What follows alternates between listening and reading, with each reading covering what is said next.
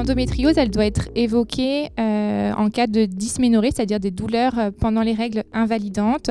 Et elle peut être également associée à des dyspareunies, c'est-à-dire des douleurs pendant les rapports. Et puis, il faut aussi toujours rechercher des signes fonctionnels urinaires ou digestifs, principalement cataméniaux, donc pendant les règles.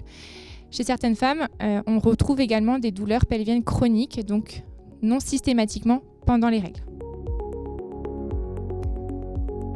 Toutes les dysménorrhées ne sont pas forcément de l'endométriose chez l'adolescente. Donc il faut y penser, notamment quand les dysménorrhées arrivent secondairement, donc à distance des premières règles, quand elles sont résistantes aux antalgiques simples ou aux anti-inflammatoires, quand il y a une altération majeure de la qualité de vie, ou bien si elles sont associées à d'autres signes cliniques comme les dyspareunies, les signes fonctionnels urinaires ou digestifs.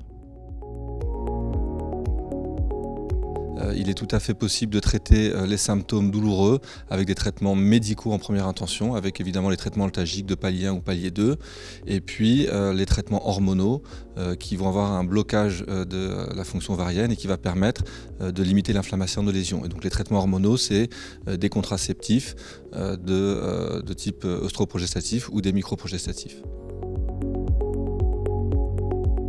Toutes les patientes qui ont l'endométriose ne doivent pas forcément aller dans des centres de référence, simplement les patientes qui ont une résistance au traitement médical et pour qui la prise en charge chirurgicale pourra se discuter. Puis il y a le versant fertilité, chez les femmes qui cherchent à avoir un enfant et pour les couples pour qui il y a une infertilité qui est avérée, alors ces patients devront être orientés rapidement dans des centres de PMA pour une aide médicale à la procréation.